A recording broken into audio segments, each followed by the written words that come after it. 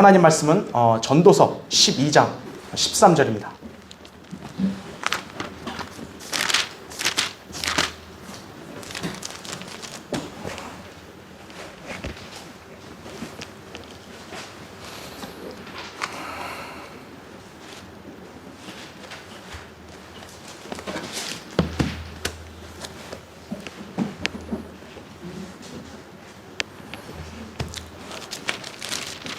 전도서 12장 13절.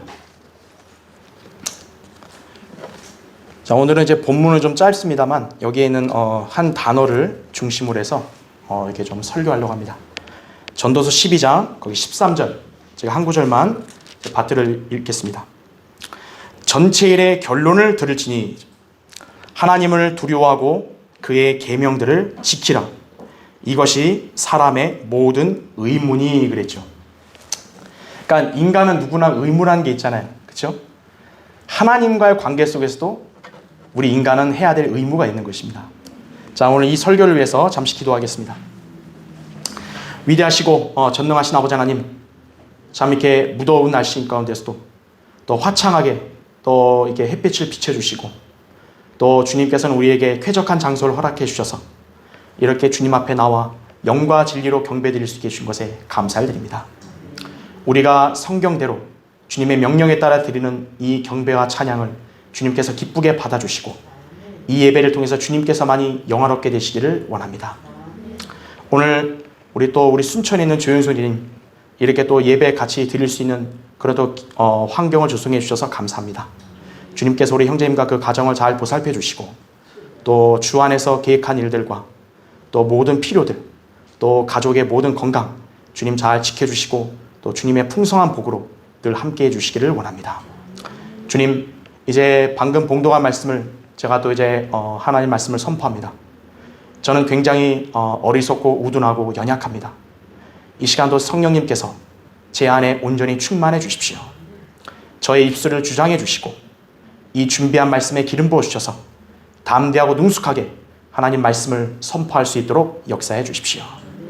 오늘 이 예배에 참석한 성도들 영적으로 이 하나님 말씀이 귀한 양식이 되게 하셔서 오늘 우리 성도들이 잘 경청하며 이 말씀을 마음에 잘 받아들이고 영적으로 잘 먹고 강건하게 성장하는 귀한 계기가 되게 해주십시오.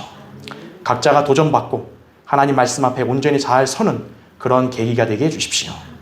악한 마귀가 어떤 형태로든지 이 시간을 틈타거나 방해하지 못하게 주님의 권능으로 온전히 막아주시고 우리가 하나님 말씀으로 기쁨이 넘치고 주 안에서 온전히 또 견고하게 잘 서는 계기가 되게 해주십시오. 주 예수 그리스도 이름으로 기도드립니다. 아멘.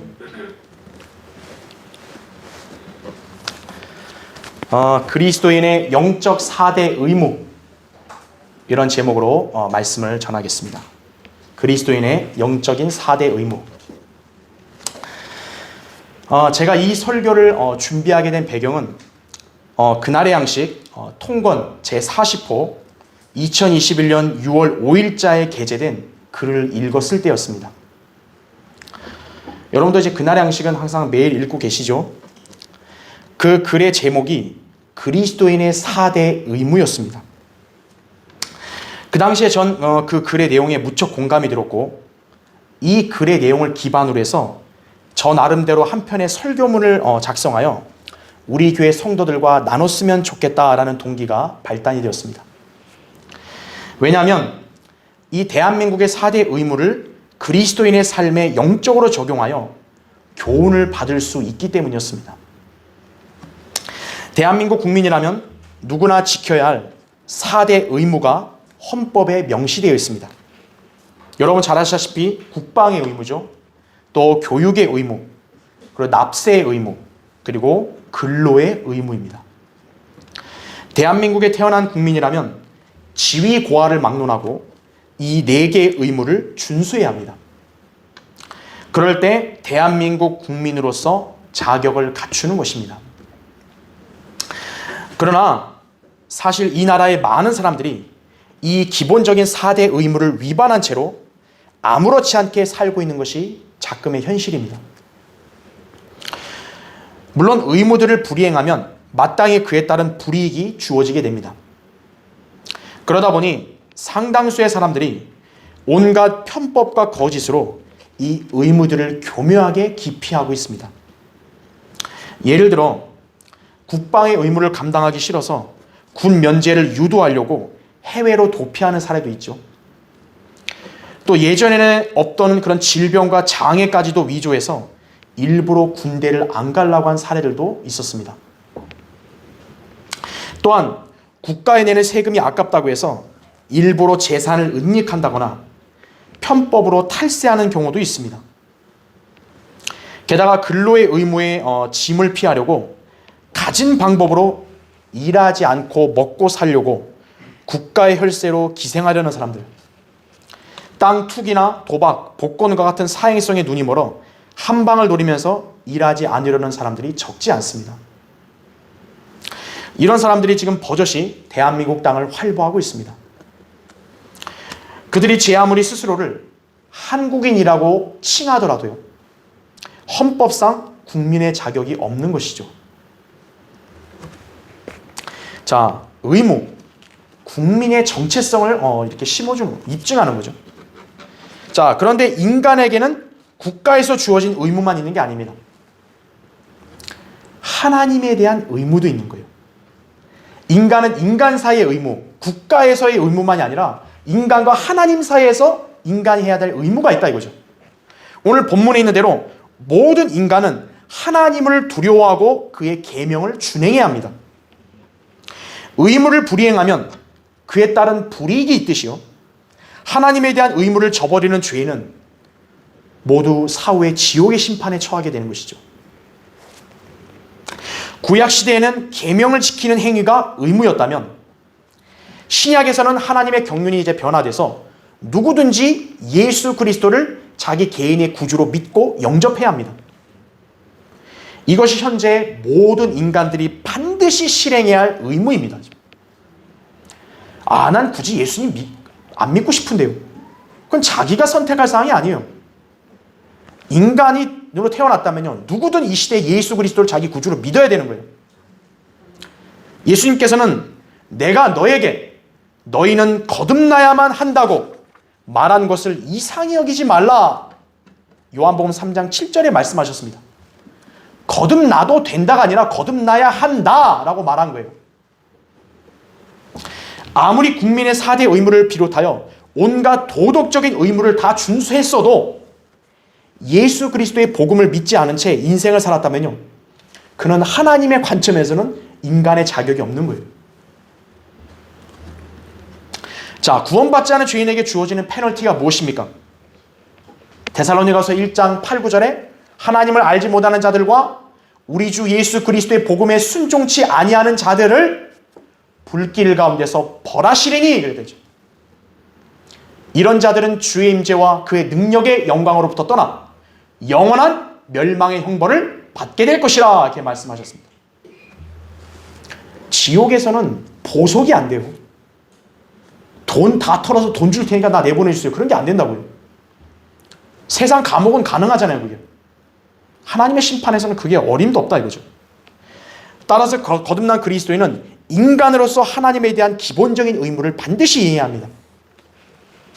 자, 그렇다면 구원받은 그리스도인에게는 그럼 이제 아무 의무가 없는 것인가 이거죠. 그렇지 않죠. 우리는 모두 믿음으로 사는 성도들이지만 주님의 피로 구속받은 그분의 종들입니다. 종들에게도 의무가 있죠. 이제 우리는 자신을 위해 사는 게 아니라 예수 그리스도를 위해서 살아야 되죠. 고린도서 후서 5장 15절이나 갈라디아서 2장 20절에 그렇게 나옵니다. 그러다 보니 그리스도인으로서 살기 위해 마땅히 해야 할 그런 일들이 있는 것입니다. 성경에 있는 명령들이 워낙 많다 보니까 일일이 다 할 수 없지만 놀랍게도요, 그 여러 가지 일들을 이렇게 축약을 시키다 보면 우리에게 주어진 이 4대 의무, 여기의 내용과 연관성이 있습니다. 국방, 교육, 납세, 근로죠. 이것을 성경으로 조명해 봄으로써 우리 그리스도인이 과연 이런 의무들을 어떻게 잘 준행해야 되는 것인가 배워야 한다 이거죠. 여러분이 구원받았다면 그리스도 안에서 분명히 자유로워진 것입니다. 우리는 율법이나 의무에 속박되어 있는 건 아닙니다. 그러나 자유에는 책임이 뒤따릅니다. 그 책임을 무시하면 방종이 되는 것이에요. 그리스도인의 자유도 마땅히 하나님께서 그 자녀에게 주어진 책임과 의무를 그 사람이 준행할 때에야 그 자유가 비로소 마음껏 누릴 수 있게 되는 거죠. 여러분 자신을 구원해 주신 주님을 구주라고 고백한 사람들 아니에요. 주님이 여러분의 주인이고 여러분은 그분의 종들 아니에요. 종으로서 의무를 해야죠. 그러면 대신 우리는 구약 성도들처럼 무슨 어떤 강제적인 율법으로 지켜서 구원받은 게 아니라 하나님의 은혜로 거저받았잖아요. 그럼 우리도 그 주님을 섬기고 그분이 명하신 일들을 우리도 자원함으로 이렇게 기쁨으로 이렇게 수행해야 되겠죠. 사랑, 자원함. 우린 이것이 기반이 돼서 우리에게 주어진 의무들을 잘 이행해야 합니다. 자, 그래서 오늘 설교의 주제는 그리스도인이 준수해야 할 영적 4대 의무. 한번 살펴보겠습니다. 첫 번째, 국방의 의무예요. 우리 여기 자매님들은 좀 약간 이해하기 어렵겠지만 그리스도인들은 누구나 영적인 국방의 의무가 있는 거예요. 여러분 디모데후서 한번 찾아보겠습니다. 디모데후서 2장 3, 4절.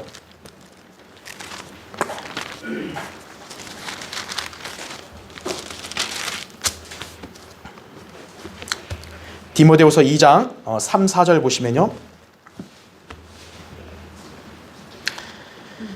그런즉 너는 예수 그리스도의 훌륭한 군사로서 고난을 견뎌내라. 전쟁에 임하는 자는 아무도 이 생의 일들에 얽매이지 아니하나니 이는 자기를 군사로 뽑은 자를 기쁘게 하려 함이라. 이렇게 말씀하고 있죠. 대한민국 남자로 태어났다면 누구나 군대를 다녀와야 합니다. 물론 신체 급수에 따라서 부득이하게 면제되거나 또 대체 복무를 할 수도 있지만 대다수의 평범한 남아들은 군대에 입대하여 일정 기간 군복무를 해야 합니다. 그런데 국방의 의무를 위반하는 사람들은 이 신체 검사에서 병역 면제를 받기 위해서 갖은 수작을 부립니다. 지금은 모르겠습니다. 예전 같은 경우는 정말 이렇게 없는 장애를 자기가 만들어내가지고 막 이렇게 안 갈라는 사람들 많았죠. 또한 요새는 여호와의 증인들처럼 종교를 빙자해서 병역을 기피하려고 합니다. 집총 거부 해가지고, 그죠? 게다가 국회의원, 장차관, 관료들을 위시한 고위 공직자들, 또 그들의 자제들, 운동선수, 연예인들 중에서도 군대 미필자들이 상당히 많습니다. 이런 사람들이 과연 애국자들이라 볼 수 있겠습니까? 국민의 자격이 있다고 볼 수 없는 사람들이죠. 국민의 자격이 있다면 의무를 해야죠. 국방의 의무, 그렇죠? 자, 대한민국 국민이라면 마땅히 군대에 입대하듯이 예수 그리스도의 보혈로 구원받은 우리 그리스도인들도 영적인 하나님의 군대에서 복무해야 합니다. 우리는 모두 예수 그리스도의 군사들로 부르심을 받았습니다. 자신을 구원해 주신 그 주님의 부르심 거부한 채 세상과 육신을 위해 사는 그런 성도들은 영적 의무를 저버리는 것입니다. 입영 통지서가 오면 어떻게 해야 돼요? 통지서 받고 가야죠. 주님이 여러분에게 다 그렇게 소환을 시켰는데 여러분 거절하면 안 되겠죠. 군대에 들어가는 남아는 세상과는 단절된 부대에서 병영 생활을 해야 합니다. 왜냐하면 군인이라는 신분은 그만큼 독특하기 때문에 그런 거예요. 민간인이 아니에요. 군인은 국가에서 지급하는 음식을 먹어야 되고 또 국가에서 주는 제복을 입어야 됩니다. 그리고 바깥 세상을 자꾸 돌아보면 안 됩니다. 오늘 여기 4절 읽었듯이 이 생의 일들이 얽매이면 안 된다고. 그러니까 군인들이 그런 신분을 망각해버리고 자꾸 바깥 세상을 보게 되면 탈령을 하는 거 아니에요. 그럼 안 되죠. 이처럼 그리스도인들도 손에 쟁기를 잡고 뒤를 돌아보는 자는 하나님의 나라에 적합하지 않는 것입니다. 누가복음 9장 62절에 나오죠. 우리는 이제 예수 그리스도를 따르며 그분과 함께 영적 전쟁에 임하는 군사가 되는 것입니다. 자, 군인은 반드시 고난을 거쳐 단단해져야 합니다. 군대는 놀러 가는 게 아니죠. 놀러 가는 거면 군대를 안 갈라는 사람도 없겠죠. 군대는 가서 훈련을 받고 고통을 다 감내하려고 하는 거죠. 왜 그렇습니까? 생사가 오고 가는 수 있는 전쟁에 투입되어야 되기 때문에 거기서 생존하려면 잘 훈련받고 인내로 고통을 견뎌내고 두려움과 공포에서 초연해질 수 있어야 되기 때문에 그래요. 이 세상의 물리적인 전쟁에 임하는 그런 군인도 그러할진데 하물며 극도로 극심하고 교묘하고 예측 불가한 이 영적 전쟁에 투입되는 그리스도인의 삶의 자세는 세상 사람과는 완연히 달라야 된다는 거죠. 일반 그냥 교회만 다니는 교인들하고는 여러분은 달라야 되는 것이에요. 영적 세계는 우리의 이성과 지혜로 가늠할 수 없고 특히 하나님의 원수이자 우리의 대적인 마귀는 실로 막강한 존재입니다. 그러니까 여러분이 구원받고 하나님의 자녀가 됐다면요, 여러분이 좋든 싫든 간에 여러분 모두 마귀의 공격에 다 노출되어 있는 거예요. 그 마귀의 공격에 여러분이 패하고 비참하게 쓰러지지 않으려면 여러분도 싸워야 돼요.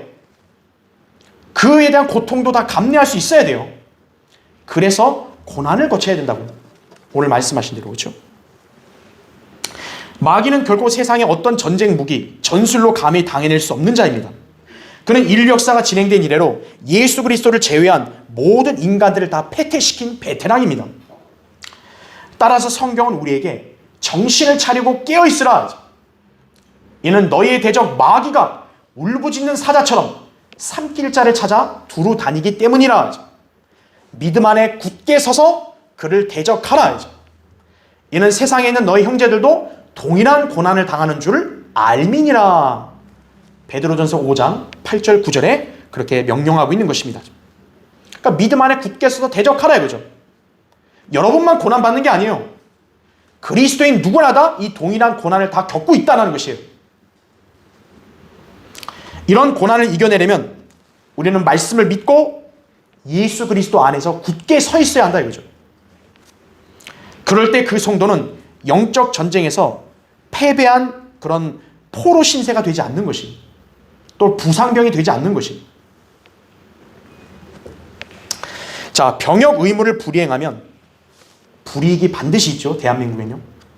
마찬가지로 성도가 그리스도의 군사로서 살지 않게 되면 비록 지옥은 가지 않지만 그리스도의 심판석에서 책망과 수치를 당할 것입니다. 여러분이 그런 상황에 처하지 않으려면 이제라도 그리스도의 군사로서 마땅히 그 소임을 다해야 합니다. 그러려면 어떻게 하죠? 여러분이 영적 전쟁을 그냥 우격다짐으로 하는 게 아니죠. 하나님의 방법대로 해야죠. 하나님의 방법은 전신 갑옷으로 무장하고 하나님 말씀대로 대적하고 싸워야 된다 이거죠. 고난에 쓰러지지 말고 이겨내면서 끝까지 대항해야 된다 이거죠. 에베소서 한번 찾아보겠습니다. 에베소서 6장 10절 보십시오. 10절부터 18절 잠깐 읽겠습니다. 여러분 제가 껴놓으시고 에베소서 6장 10절부터 제가 18절 읽겠습니다. 끝으로 나의 형제들아, 주 안에서와 그의 힘의 능력 안에서 강건하라. 너희는 마귀의 술책에 대항하여 설 수 있도록 하나님의 전신갑옷을 입으라. 이는 우리의 싸움이 혈과 육에 대항하는 것이 아니라 정사들과 권세들과 이 세상 어둠의 주관자들과 높은 곳들에 있는 영적 악에 대항하는 것이기 때문이니라. 그러므로 너희는 하나님의 전신갑옷을 입으라. 이는 너희가 악한 날에 저항할 수 있으며 또 모든 일을 다 이루기까지 서 있게 하기 위함이니라. 그러므로 서서 진리로 너희의 허리띠를 두르고 의의 흉배를 붙이고 화평의 복음을 준비한 것으로 너희 발에 신고 모든 것 위에 믿음의 방패를 가짐으로써 능히 너희가 악한 자의 모든 불붙은 화살을 끌 수 있을 것이라. 또한 구원의 투구와 성령의 칼 곧 하나님의 말씀을 가지고 모든 기도와 간구로 항상 성령 안에서 기도하고 이를 위하여 모든 성도들을 위해 모든 인내와 간구로 깨어 있으라 이렇게 명령하시죠. 여러분 이렇게 함으로써 그리스도의 군사로서의 의무를 다해야 합니다. 자, 그리스도인이 준수해야 할 영적 4대 의무. 두 번째는 교육의 의무입니다. 디모데후서 거기 여러분 있으면 2장 15절. 여러분 그거 잘 아는 구절이니까 그냥 들으셔도 됩니다. 내가 진리의 말씀을 올바로 나누어 자신이 하나님 앞에 부끄럽지 않은 일꾼으로 인정받도록 공부하라 이렇게 말씀하고 있습니다. 성도들에게 하나님 말씀을 공부하라고 명령하시는 거예요. 교육은 백년대계라고 흔히 말합니다. 인간은 성장하는 과정에서 반드시 교육을 받아야 인간으로서 세상을 살아갈 수 있습니다. 이처럼 주님은 그리스도인들에게도 이 영적 생활을 위해서 교육이 중요함을 말씀하신 것이요. 자, 디모데후서 거기 2장 펴 있으면 2절을 보세요. 거기 2절에 이렇게 나옵니다. 그리고 내가 많은 증인들 가운데서 내게 들은 것들을 신실한 사람들에게 맡기라. 그들이 또 다른 사람들을 가르칠 수 있으리라. 이렇게 말씀하고 있죠. 이것이 교회의 사역의 목적입니다. 하나님께서는 모든 사람이 구원을 받고 진리의 지식에 이르기를 원하십니다. 지역교회의 목자, 그 다음에 성경 교사들이 구원받은 성도들에게 성경의 진리를 가르쳐서 알게 하고, 이제 이 배운 성도들은 고스란히 다른 사람에게 가서 이 진리를 그대로 전파하고 알려주는 것입니다. 그렇게 함으로써 복음과 진리의 지식이 계속 확산되는 거예요. 그래서 구원받은 사람이 지역교회에 반드시 출석해서 이렇게 하나님의 말씀으로 교육받아야 되는 이유가 바로 여기 있는 것이, 지역교회를 무시한 채 자기 혼자 신앙생활 하겠다고 그렇게 우기는 사람들이나 또 성경을 자기 혼자 독학하겠다고 하는 사람들은 이런 기본적 원리도 모르는 것이에요. 여러분, 갓난 애기와 어린이가 자기 혼자 독학을 할 수 있나요? 학교로 가서 배워야죠. 그렇죠? 하나님께서 왜 지상에 교회를 세우고 왜 지상에 목자와 교사를 왜 줬겠어요? 하나님께서요. 독학이 가능하면 줄 필요 없죠, 굳이. 어린이와 학생이 학교가 없어요. 자기 혼자 교육받는다. 가당키는 한 일입니까 그게? 사도행전 8장 31절 32절에는 빌립이 에디오피아 내시에게 물어요. 당신이 읽고 있는 것을 이해하느뇨? 이 내시가 이사야 53장 읽고 있었는데요. 이해하느뇨? 그랬더니 내시가 이렇게 말해요. 나를 지도하는 이가 아무도 없으니 어찌 깨달을 수 있으리요? 그러니까 읽기는 열심히 읽었는데 지도해주는 사람이 없으니까 자기는 모르겠다는 거죠. 만약에 독학이 가능하면 이 사람은 그렇게 독학을 해도 모르나? 이렇게 핀잔을 들어야 될 거예요. 그렇죠? 하나님 말씀을 누군가로부터 배워야 된다고요. 양육받아야 되는 것이요. 한국 기독교의 사역은 철저히 실패했습니다. 왜냐하면 한국 교회들은 바른 성경을 배격하고 저 변개된 성경, 그 다음에 교단 교리, 인본주의 사상 등으로 교세 확장에만 몰두했기 때문입니다. 그런데도 그들 중에 몇몇 유명한 목사들은 뻔뻔스럽게도 종종 언론에다가 한국 교회가 성경으로 돌아가야 한다느니, 회개해야 한다느니 하면서요, 온갖 쇼를 연출하고 있는 거예요. 최근에 모 일간신문에서는 지난 4일 기독교 대한 성결교회 총회장, 기성이라고 보통 줄여서 얘기하는데요, 그 목사와의 인터뷰를 게재했습니다. 이 목사가 이렇게 진단한 거예요. 최근에 기독교 위기의 본질은 하나님의 말씀에서 멀어졌기 때문이다, 그렇게 말한 거예요. 그러면서 이 사람은 하나님의 말씀이 곧 성경이다, 그죠? 성경이 중심이어야 되는데 한국 교회가 이 신앙의 중심에서 멀어졌다고 말했습니다. 과연 그럴까요? 그럼 이 사람 말은 한국 교회는 처음부터 성경하고 굉장히 밀착해 있다는 거였잖아요. 예전부터 지금까지 한국 교회들이 들고 있는 성경이 무엇인가요? 36,000군데나 변개되었고요. 신약에서만 2,200단어가 삭제된 개혁 성경 아닙니까? 개역 성경을 들고 그렇게 비리와 실패를 했다면요, 비리와 부정으로 실패했다면 그 성경을 버리고 바른 성경으로 돌아가야죠. 근데 그들은 맨날 허공에 메아리 치듯 그냥 성경으로 돌아간다. 무슨 성경으로 돌아가냐고요? 개역 성경이에요. 또 그들은 바른 성경, 한글 킹제임스 성경이 하나 이미 나왔음에도요, 전혀 거들떠보지도 않고요, 여전히 변개된 성경을 들면서 하나님을 믿는 채 하고 있습니다. 그런 사람들이 하나님의 말씀이 중심이었던 적이 있었겠습니까? 또한 이 목사는요, 총회장으로 자기가 선출된 다음에 말씀 삶이라는 프로젝트를 과제로 제시했다고 그래요. 자, 이름은 참 그럴듯하게 지죠. 말씀 삶.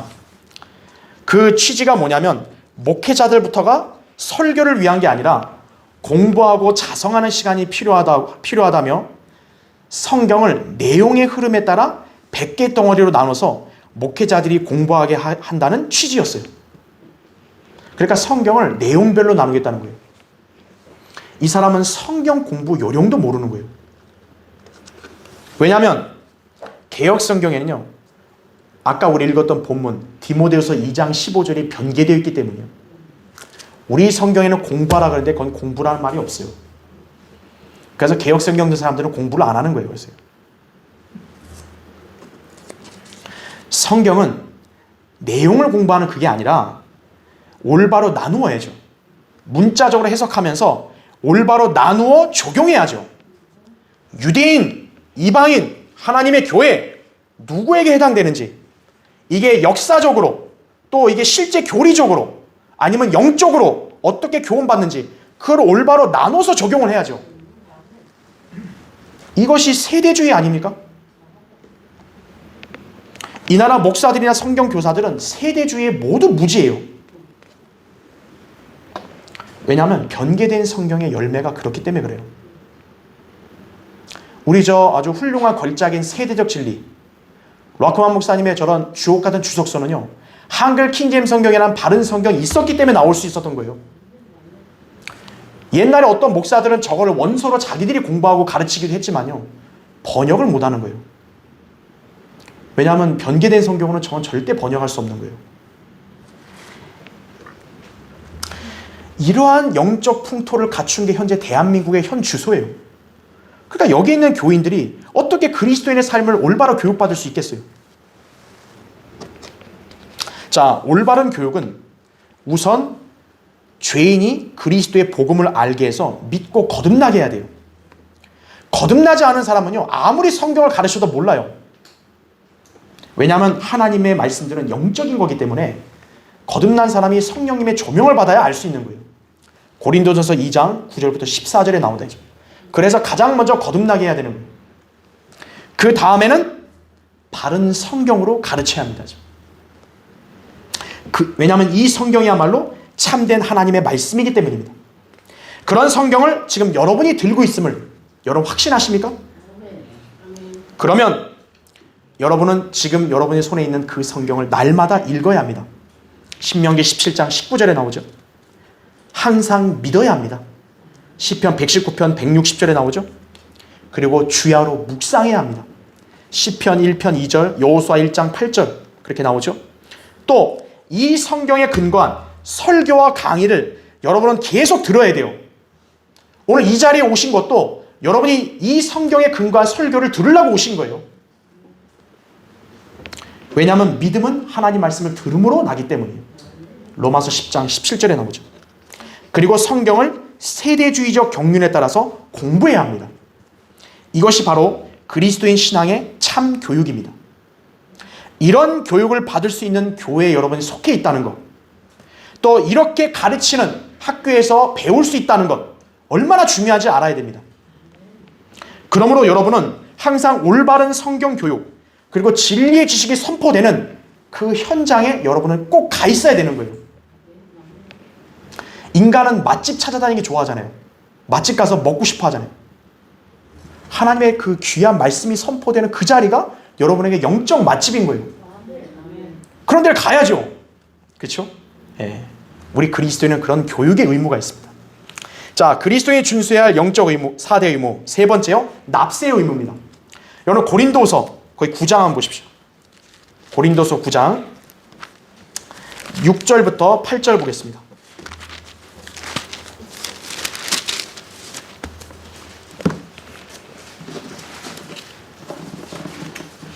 고린도서 9장 6절부터 8절. 그러나 내가 이것을 말하노니 적게 심는 자는 적게 거두고 넉넉하게 심는 자는 넉넉하게 거둔다는 것이라. 각 사람은 미리 마음속에 정한 대로 할 것이요 인색함이나 억지로는 하지 말아야 하리니 이는 하나님께서는 기쁨으로 드리는 자를 사랑하심이니라 하죠. 하나님께서는 너희에게 모든 은혜를 넘치게 하실 수 있나니 모든 것을 언제나 너희가 필요한 대로 가질 수 있게 하심으로 모든 선한 일에 넘치게 하시려는 것이라. 그죠? 하나님 앞에 기쁨으로 드린 자가 되라. 그죠? 사실 수많은 사람들이 교회 헌금에 대해서 안 좋은 인식을 갖고 있는데 이것은 어디까지나 하나님과 무관한 저 거짓 대형 교회들과 그 목사들의 탐욕에 의한 물질 팽창주의 때문이에요. 현재 이 나라 대형 교회들이나 온갖 이단 종파들은 자기 교인들에게서 물질을 객출하는 행태를 벌이고 있죠. 전혀 성경적이지 않아요. 자, 그 사람들이 잘못을 하죠. 근데 그렇다고 해서 헌금을 마치 잘못된 것, 세속된 것이라 이렇게 치부하면 안 돼요. 잘못은 그 사람이나 그 집단들이 하는 거죠. 성경의 진리가 잘못된 건 아니잖아요. 헌금은 엄연히 성경에서 신약 교회들에게 명령하신 거예요. 헌금은 크게 11조, 연보, 이런 감사헌금 이런 게 있습니다. 헌금은 우리가 성경대로 하는 교회는 거두고 성도들은 바치는 거예요. 성경에서 명령하는 것은 매 주일 첫날에 교회가 예배드리러 모일 때 드리는 것입니다. 고린도전서 16장 2절에는 매주 첫날에 이렇게 나와요. 그러니까 주의 첫날은 한 주의 첫날 일요일을 말하는 거예요. 지금 주일날. 주의 첫날에 너희 각자가 하나님께서 번성케 하신 대로 따로 저축하여 두어서 내가 갈 때에는 모금하는 일이 없게 하라 이렇게 말씀하십니다. 하나님께서 번성케 하신 대로 여러분이 드리는 거예요. 이게 원칙입니다. 우리는 율법 시대에 살고 있지 않고 그리스도의 은혜 아래 거하고 있습니다. 그래서 사실 우리는 의무감이 아니라 하나님께서 번성케 하신 대로 우리가 자원해서 물질을 하나님 앞에 드리는 것입니다. 고린도서 8장 1절부터 3절에 보면 형편이 어려운 가운데도 자기들이 능력 이상으로 자원한 그런 교회들이 있어요. 헌금은 물질 많은 사람이 하는 거다, 그게 아닙니다. 하나님의 교회는요, 부자가 운영하는 게 아니에요. 신실한 성도들이 성경적 원칙에 따라 하나님께 드리고 하나님은 그거를 쓰셔서 교회를 운영하시고 사역을 수행하시는 거예요. 물질의 많고 적음, 형편에 좌우되는 게 아니에요. 넘치는 기쁨으로 하나님께 드리는 것이 이게 헌금, 감사헌금이다. 그러니까 하나님께서 나를 번성케 안 해주셨다 이거예요. 나는 아무것도 먹고 살지 못했다. 그럼 여러분 안 드려도 되는 거예요. 그날 하나님께서 번성케 해주신 게 있어서 드리겠습니다. 그럼 드리는 거예요. 그건 누구의 눈치나 누구의 간섭을 받을 이유가 없어요. 자, 그런데요, 11조는 일반 연보와는 좀 성격이 다릅니다. 11조는 신구약 전체를 통해서 하나님을 믿는 성도들이 내야 할 의무입니다. 감사헌금은 100% 자원함이지만요, 11조는 자원함 가운데서도 성도들이 의무적으로 드려야 돼요. 이 점에 무지한 몇몇 이단 종파들이나 목사들이나 설교자들이 11조는 신약시대에 내는 것이 아니라고 거짓말하면서 자기네 교회들은 11조를 안 걷는 것을 자랑거리로 이야기합니다. 그러니까 자기들은 돈에 초연했다 이거예요. 11조 안 거두니까.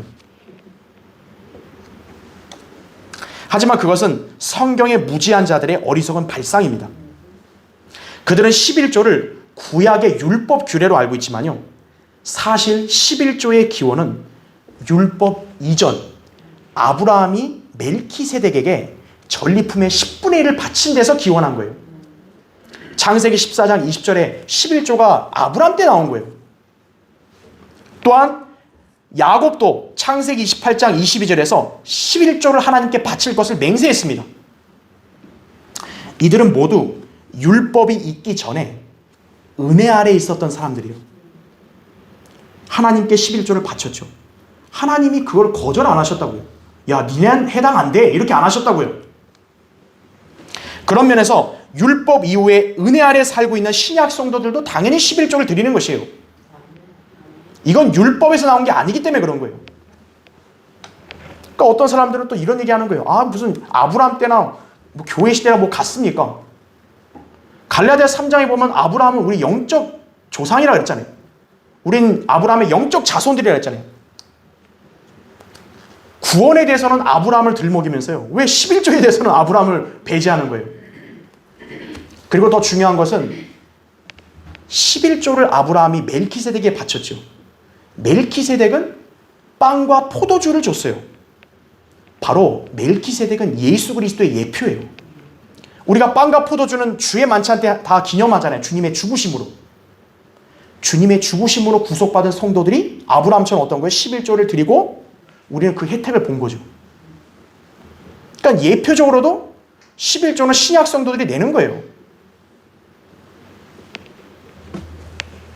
11조는 하나님께서 정하신 성경적 원칙입니다. 구약 성도의 11조는 레위지파, 즉 성전을 돌보는 일을 맡은 일꾼들을 먹여 살리기 위해서 그렇게 쓰였습니다. 민수기 18장 25절부터 32절, 레위기 6장 16절 26절 보면 거기 11조의 쓰임 용도가 나온다고요. 그럼 신약 성도의 11조는 어디에 쓰일까요? 하나님의 종들, 목사의 생활과 교회 운영을 위해서 쓰이는 거예요. 고린도전서 9장 13절 14절에 이렇게 나와요. 성전의 일을 하는 사람들은 성전에서 나오는 것을 먹고 제단을 섬기는 사람들은 제단에 있는 것으로 나누어 가진다는 것을 너희가 알지 못하느냐 그랬어요. 즉 구약에서의 11조를 백성들이 바치면 제사장들 레위인들이 먹었다는 거예요. 그걸로 살았다는 거죠. 그러면서 뭐라고 이게 말씀하냐면요, 이와 같이 주께서도 복음을 전하는 사람들은 복음으로 살아야 한다고 명령하셨느니라 이거죠. 고린도전서 9장 14절. 신약에서는 복음과 진리를 전파하잖아요. 그게 사역자는 그렇게 살잖아요. 그 사역자들을 부양하고 하나님께서 먹여 살리게 하시기 위해서 11조라는 원칙을 정하신 거예요. 하나님께서 지역교회를 운영하시는 원칙입니다. 국가가 운영되려면 국민들로부터 세금을 걷어야 운영될 거 아니에요. 교회는 국가와 분리되어 있잖아요. 그런 교회가 운영되려면 교회 성도들로 하여금 11조를 내게 해서 하나님이 운영하게 하시는 거예요. 하나님께서 이렇게 뜬금없이 일하시는 분인가요? 11조를 안 내면 그 교회가 어떻게 운영이 되죠? 아, 하나님이 알아서 돈 주신다고. 그럼 하나님이 하늘에서 비로 쫙 돈 내려주나요? 하나님께서 원칙을 주신 거예요. 그렇게 해서 그럼 성도들 하여금 어떻게 해요? 복을 주시고 성도들은 11조를 바쳐서 하나님의 종은 그걸로 계속 주님 섬기게 하고, 그게 하나님의 원칙이라고요. 11조를 안 걷는 교회들은 나중에 어떻게 하는 줄 아십니까? 다양한 명목으로 헌금을 만들어서 강제로 할당하는 거예요. 전부. 지금은 시간이 없기 때문에 제가 그런 교회들 예를 지금 들 시간이 없어서 말 안 하지만 나중에 여러분들한테 한번 얘기할 기회가 있을 거예요. 자, 11조는요, 여러분의 것이 아니라 하나님의 것이에요. 여러분 한번 찾아볼까요? 말라키 한번 보십시오. 말라키 3장 8절 한번 보십시오.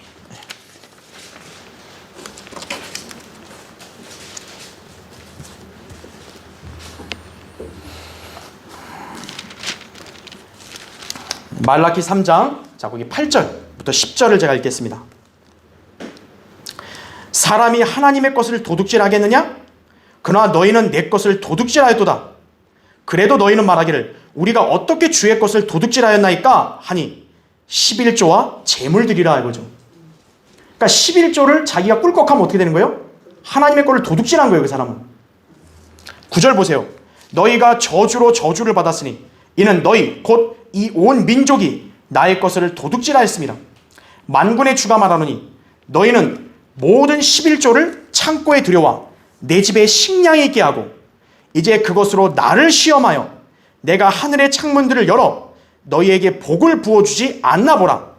그것을 받을 만한 충분한 장소가 없으리라. 이거죠. 하나님께서 우리 인간들에게 유일하게 11조를 한번 시험해보라 그런 거예요. 하나님께서. 아니, 하나님을 시험하는 게 얼마나 무서운 일이에요? 근데 하나님이 허락한 거예요. 왜냐하면 인간이 하도 돈에 약하니까 하나님과의 관계에 있어서 11조를 통해서 한번 시험해보라 이거예요. 너에게 복을 주나 안 주나. 여러분, 이런 의무라면 기꺼이 우리가 하고도 남아야 될 거 아니겠어요? 그죠? 이거는 우리가 뭐 거저 그냥 지키고 끝나는 게 아니라 어떻게 보면 더 주시는 거예요. 하나님께서. 그렇죠? 자, 율법 시대에도 유대인들이 11조를 드렸다면 하물며 십자가의 은혜로 구원받은 그리스도인들이라면 유대인들보다 더 넘치게 드려야 마땅하잖아요. 우리는 그들보다 더 놀라운 은혜와 사랑을 받았잖아요. 그런데 우리가 기쁨과 사랑으로 주님께 드리는 데 있어서 인색하면 될까요? 많이 받아놓고요. 성도들은 더 기쁨으로 11조와 연보를 하나님 앞에 드릴 수 있어야 합니다. 주님은 그런 성도를 사랑하시는 거예요. 그런 성도에게 더 풍성한 은혜로 삶을 번성케 해주시는 거예요. 그러므로 드리는 데 인색하지는 맙시다. 그렇죠? 우리가 꼭 이 격언을 기억해야 합니다. 자, 그리스도인이 준수해야 할 영적 4대 의무, 마지막으로 근로의 의무예요. 로마서 12장 11절에 보면 이 일에는 게으르지 말고 영안에서 열심을 내며 주를 섬기라 그랬어요. 대한민국 국민은 누구나 직업 선택의 자유가 있지만 어떤 직업에 종사하든 열심히 일해야 하는 의무가 주어졌습니다. 물론 법으로 근로의 의무를 규정하지 않아도 인간은 누구나 살기 위해서는 일해야 합니다. 왜냐하면 우리의 인류의 조상이 하나님께 불순종함으로 인해서 저주를 받아 모든 인간은 땀을 흘려 일해야 먹고 살 수 있기 때문입니다. 창세기 3장 17절부터 19절이에요. 그러니까 사실 근로의 의무는 성경에서 기원된 거예요, 원래가. 합당한 의무입니다. 데살로니가서 3장 10절에도 우리가 너희와 함께 있을 때에도 너희에게 명하기를 누구든지 일하기 싫어하거든 먹지도 말라 하였노라. 그러나 요새 현대사회는 되도록 일은 적게 하면서 여가를 더 많이 누리고 더 많은 수익을 가져가는 것을 권장하고 있습니다. 물론 이런 풍조는 대체적으로 노조들에 의해서 야기되었지만 세상의 많은 사람들이 이 풍조에 이미 편승해버린 지 오래입니다. 특히 현 정부가 노동계에 편향된 나머지 주 52시간제를 강제로 시행하면서요, 지금 중소기업 자영업자들이 엄청나게 불안과 고통을 겪고 있죠. 그러면서 또 오히려 최저임금은 인상시켜버렸어요. 게다가 소위 국가 혈세로 먹고 사는 공무원들, 공기업 종사자들은 땀을 흘릴 정도의 노동의 대가를 지불하기보다는 오히려 요령을 피우거나 심지어는 편법을 동원해서 불법적으로 자산을 증식하고 있습니다. 대표적으로 최근에 터진 LH 사태, 여러분 잘 아시죠? 세종시로 이전한다고 하니까 관평원이 불법 분양을 하게 됐죠. 이런 상황에 처한 세상에 살고 있는 인간들이 과연 성경적으로 열심히 땀 흘려 일할 가치를 느끼겠습니까? 여러분, 일을 적게 하면서 돈을 많이 벌어보세요. 그럼 인간은 무슨 일을 할까요? 술 마시고 쾌락에 젖어 노는 거예요. 성경은 우리에게 부지런히 근로할 것을 명령하십니다. 그럴 때 정상적인 부를 축적하게 될 것을 약속하십니다. 성경적 원칙을 무시하고 편법으로 돈을 번 사람들은요, 불법으로 수익을 증식한 거예요. 성도가 그렇게 했다. 하나님께서 그 수익을 안 지켜주시는 거예요. 하나님의 보호하심을 받는 부유한 성도가 되려면 이 원칙을 지켜야 하는 거예요. 잠언 10장 4절에 손을 게을리 놀리는 자는 가난하게 되나 부지런한 손은 부를 이루느니라. 잠언 13장 4절에도 게으른 자의 혼은 소망하여도 아무것도 얻지 못하나 부지런한 자의 혼은 살찌리라 이거죠. 따라서 그리스도인은 성경대로 근면 성실해야 합니다. 하나님께서 자신에게 어떤 직업이나 사업, 어떤 일을 허락하셨든지 그 종류가 중요한 게 아니라 그 안에서 최선을 다해야 하는 것이에요. 이를 배제한 채 국가의 세금을 축내거나 남에게 기생하려고 하는 것은요, 게으름의 발로입니다. 주님은 그런 자에게요, 저 하찮은 개미한테 가서 보고 배우라고 말씀하신 거예요. 잠언 6장 6절부터 9절에 나온다고. 자, 그런데 무엇보다 그리스도인의 최우선의 근로가 있어요. 여러분이 이 땅에 다 직업이 있잖아요. 사업이 있잖아요. 그러나 그건 여러분의 최우선의 근로 대상이 아니에요. 우리 그리스도인의 최우선의 근로는 주님을 섬기는 것이에요. 우리는 영 안에서 열심을 내며 주를 섬겨야 합니다. 그리스도인은 모두 예수 그리스도의 종들입니다. 종들에게는 어떤 권리도 주장할 수 없습니다.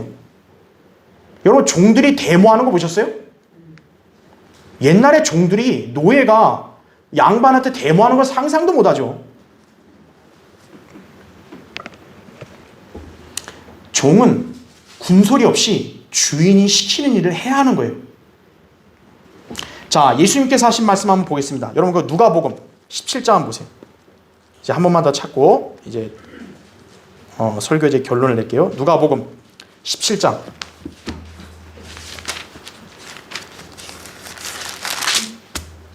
누가복음 17장 6절을 보시면요.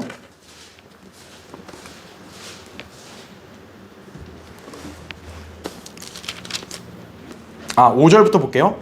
사도들이 주께 말씀드리기를 우리의 믿음을 늘려주소서라고 하더라. 또 주께서 말씀하시기를 너희에게 겨자씨 하나일 만한 믿음이 있다면 이 뽕나무에게 말하여 뿌리가 뽑혀서 바다에 심겨지라고 해도 그것이 너희에게 복종하리라. 그러나 너희 중에 누가 종이 밭을 갈거나 가축을 치다가 들에서 돌아오면 곧바로 말하기를 가서 앉아 먹으라고 하겠느냐. 오히려 그에게 말하기를 먹을 것을 준비하라. 내가 먹고 마시는 동안 띠를 두르고 내 시중을 들라. 이런 일을 한 후에야 먹고 마시라고 하지 않겠느냐. 명령한 대로 그가 행하였다고 해서 그 종에게 고맙다고 하겠느냐?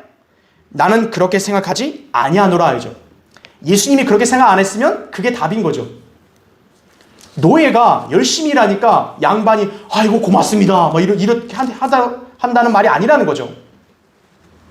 10절에도 그러므로 너희도 그와 같이 너희에게 명령한 모든 일을 하고 나서는 우리는 무익한 종들이라 우리가 해야 할 일을 하였을 뿐이라고 말하라고 하시더라 이거죠. 하나님이 여러분 앞에서 고맙다고 말씀하셔야 될까요? 야, 나를 믿어주니까 고맙다. 야, 나를 섬겨주니까 너무 고맙다. 하나님이 그렇게 우리한테 절절매실 이유가 있나요? 아니죠. 우리가 하나님으로부터 무슨 이렇게 더 많은 걸 받아야 된다고 막 주장할 수 있는 자격이 있나요? 우린 종들이에요. 하나님이 이 일 시키고 했어, 저 일 시키고 했으면 우리는 저희는 무익한 종들입니다 이거예요. 우리가 주님을 섬기는 자세도 이래야 한다는 거죠. 자, 여호수아는 임종 전에 이스라엘 백성을 향해서 이제 주를 두려워하고 성실과 진리로 그분을 섬기라고 당부하였습니다. 여호수아 24장 14절에 나오죠. 이 말씀은 우리의 의무이기도 합니다. 그러나 주님은 우리 그리스도인들의 근로에 대해서 놀랍게 보상해 주십니다. 세상 직업도 일하면 월급이 나오잖아요. 성과급 나오고요. 근데 그와 비교 안 되게 그리스도인도 주님을 섬기는 근로에 충실하면요, 주님 앞에 섰을 때 그리스도의 심판석에서 상과 유업을 받는 것이에요. 골로새 3장 24절에 이는 너희가 유업의 상을 주께로부터 받을 줄 알미니 너희가 주 그리스도를 섬기고 있습니다 이거죠. 이것이 바로 우리가 지금 여기에 와서 주님을 섬기는 이유입니다. 이 섬김의 기준은 성경입니다. 여러분이 성경대로 믿는 신앙을 지키는 것, 이토록 소중한 것이에요. 성경대로 믿고 주님을 열심히 섬긴 성도들을 주님은 필히 보상하실 것입니다. 히브리서 11장 6절에 약속하시죠. 자, 결론을 맺겠습니다. 대한민국 국민의 4대 의무, 말 그대로 가장 기본적으로 지켜야 할 최소한의 의무예요. 사실 우리는 각자에게 주어진 신분과 역할에 따라 맡겨진 의무들이 얼마나 많습니까? 국민으로서의 의무만이 아니라 직장인이나 또 사업주나, 그렇죠, 또 여러 단체의 어떤 직위를 가진 사람으로서 의무도 있고 가족의 일원으로서도 의무가 있잖아요. 그런데 그 의무를 내가 충실히 이행해야 내가 진정한 그 사람답다라고 인정을 받는 거죠. 오늘 살펴본 이 의무들, 말 그대로 그리스도인이라면 최소한 지켜야 할 것들이에요. 이런 기본적인 사항들도 지키지 않으면 그 사람은 그리스도인으로 불릴 자격이 없는 거예요.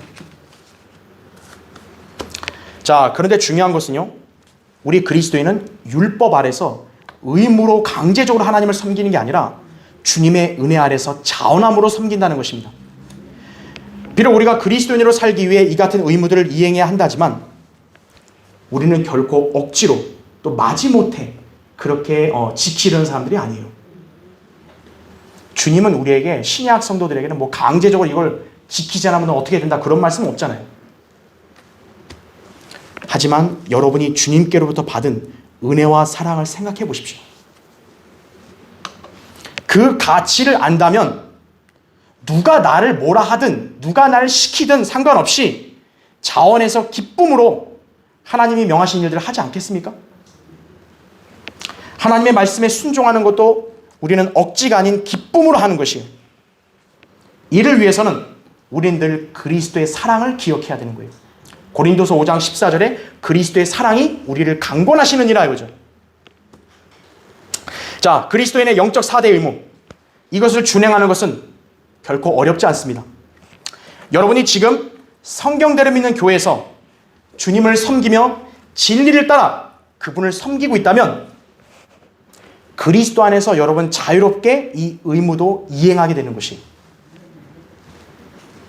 자, 여태까지 혹은 지금 최근 여러분은 이 그리스도인에게 주어진 영적 의무들에 혹시 소홀히 하지 않았습니까? 이런 삶을 사는 게 여러분 뭔가 부담이나 버거웠습니까? 그럼 오늘을 계기로 해서 여러분은 주님의 은혜와 사랑을 알고 그것을 마음에 다시 한번 되새겨야 돼요. 그리고 오늘 이 설교를 계기로 해서 나는 성경대로 온전히 믿고 하나님이 나에게 명령하신 이런 의무들을 당연히 자원함으로 이행하겠다, 그렇게 결심하고 그렇게 해서 오늘 주님께 온전히 나아가는 계기가 되시길 바랍니다. 자, 기도하겠습니다.